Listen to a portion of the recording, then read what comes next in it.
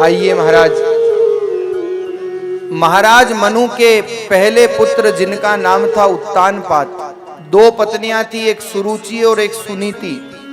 सुरुचि के हुए उत्तम और सुनीति के हुए ध्रुव। छोटी सी बाल्य अवस्था है, मात्र 5 वर्ष की अवस्था है ध्रुव की।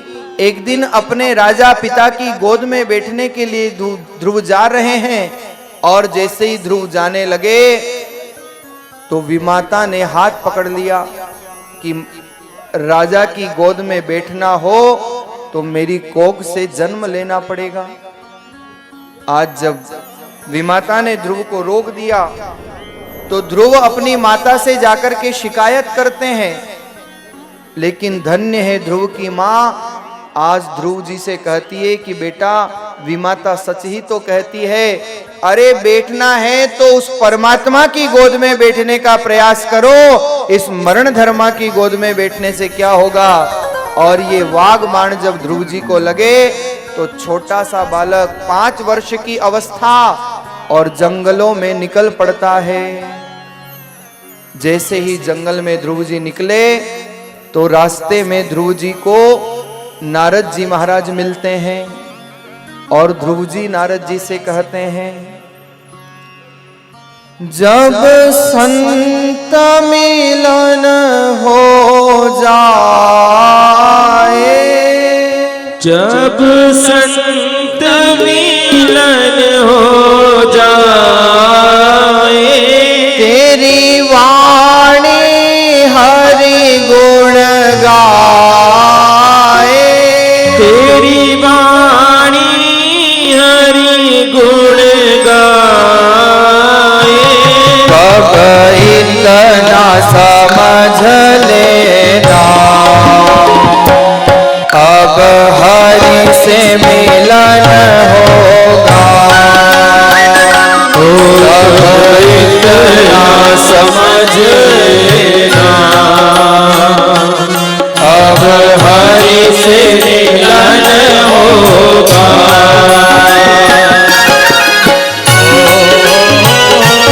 तालियों की सेवा करते हुए सभी गाइए प्रेम से।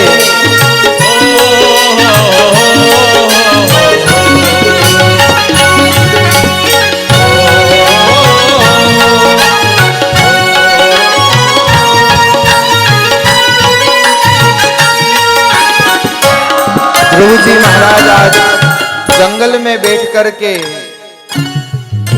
ओ श्रीमन नारायण भजमन नारायण, श्रीमन नारायण भजमन नारायण, श्रीमन नारायण नारायण नारायण, श्रीमन नारायण नारायण नारायण, ओ श्रीमन नारायण नारायण नारायण, श्रीमन नारायण नारायण नारायण। ध्रुव जी महाराज 5 वर्ष की छोटी सी बाल्य अवस्था है और जंगल में जब गए, आप लोग सब बैठ जाएं, बैठ के दर्शन करेंगे तो सबको दर्शन हो पाएंगे। जब जंगल में जाकर के भजन करने लगे तो मार्ग में नारद जी मिल गए। नारद जी ने कहा, ध्रुव तुम्हारी क्या अवस्था है और तुम भगवान से मिलने जा रहे हो, तुमको पता भी है भगवान इतनी आसानी से नहीं मिलते हैं। ध्रुव जी कहते हैं, नारद जी जब संत मिलन हो गया, अगर रास्ते में निकलते ही महात्मा मुझे मिल गए तो बात पक्की हो गई है कि परमात्मा भी मुझे मिल जाएंगे। महात्मा मिले हैं मतलब परमात्मा भी अवश्य मिलेंगे। नारद जी महाराज ने माथे पर हाथ रख दिया। ध्रुव की अडिग निष्ठा को देख करके नारद जी प्रसन्न हो जाते हैं और माथे पर हाथ रख करके गुरु मंत्र प्रदान कर देते हैं। नारद जी महाराज ने जैसे ही गुरु मंत्र प्रदान किया तो ध्रुव जी महाराज एक वटवृक्ष के नीचे बैठ करके दिन रात केवल और केवल ओम नमो भगवते वासुदेवाय, ओम नमो भगवते वासुदेवाय, वासुदेवाय मेरो नंदनाय वासुदेवाय मेरो नंद नंदनाय ओम नमो भगवते वासुदेवाय ओम नमो भगवते वासुदेवाय हरि ओम नमो भगवते वासुदेवाय ओम नमो भगवते वासुदेवाय। ध्रुव जी महाराज दिन रात बैठ करके ओम नमो भगवते वासुदेवाय ओम नमो भगवते वासुदेवाय। मात्र 5 वर्ष की अवस्था का बालक है और दिन रात बैठ करके जब भजन करने लगे तो पृथ्वी त्राहिमाम त्राहिमाम करने लगी, नदियां उफनने लगती है, आकाश में बिजली कड़कती है और ध्रुव जी के भजन से प्रसन्न होकर भगवान चतुर्भुज नारायण के रूप में अवतार लेते हैं। बोलिए चार भुजा नाथ की जय, चतुर्भुज नारायण भगवान की जय, बोलिए छोगाला छेल की जय। आज ध्रुव जी की तपस्या से प्रसन्न होकर भगवान स्वयं विष्णु चतुर्भुज रूप में आकर के ध्रुव के सामने खड़े हो गए और कहा बेटा ध्रुव आंखें खोलो। लेकिन ध्रुव जी आंखें नहीं खोलते हैं। ध्रुव जी ने कहा कि कौन हो आप? भगवान ने कहा ध्रुव मैं भगवान हूं, जिसको तुम बुलाना चाहते हो, जिसके दर्शन करना चाहते हो मैं वही हूं। ध्रुव जी ने कहा नारद जी अगर मुझे आकर के कहे तो ही मैं आपकी सत्ता को मानूंगा, क्योंकि मेरे गुरुजी ने कहा था कि माया भजन में विघ्न करेगी, मैं विश्वास नहीं करता। भगवान ने भी कहा ये कैसा चेला है, और भगवान नारद जी को बुलाते हैं। आज भगवान ने आदेश दिया नारद आओ, और नारद जी का आगमन होता है। और जैसे ही नारद जी आए तो ध्रुव जी महाराज श्रीमन नारायण भजमन नारायण, श्रीमन नारायण भजमन नारायण, श्रीमन नारायण नारायण नारायण, श्रीमन नारायण नारायण नारायण। नारद जी महाराज ने कहा बेटा ध्रुव आंखें खोलो। और जैसे ही आंखें खुली तो ध्रुव जी क्या देखते हैं?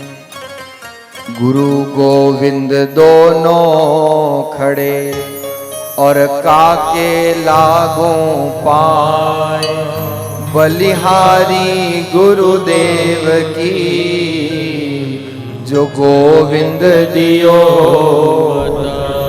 नारद जी ने कहा बेटा ध्रुव जिसकी तुम प्रतीक्षा कर रहे हो 5 महीनों से, आज वही तुमको दर्शन देने के लिए आए हैं। ध्रुव जी महाराज आज भगवान के दर्शन करते हैं, देवता लोग पुष्पों की बरसात करते हैं, जय जयकार करते हैं। बोलिए नारायण भगवान की जय।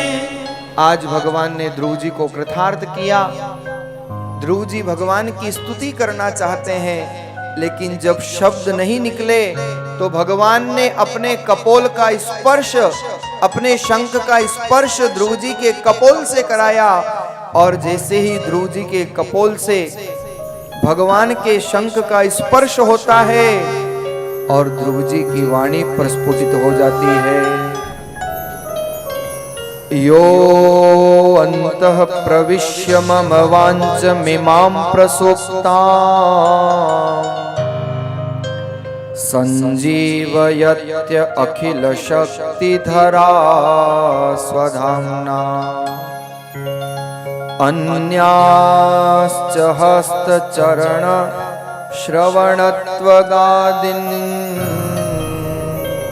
प्राणन्नमो भगवते पुरुषाय तुभ्यं, प्राणन्नमो भगवते पुरुषाय तुभ्यं।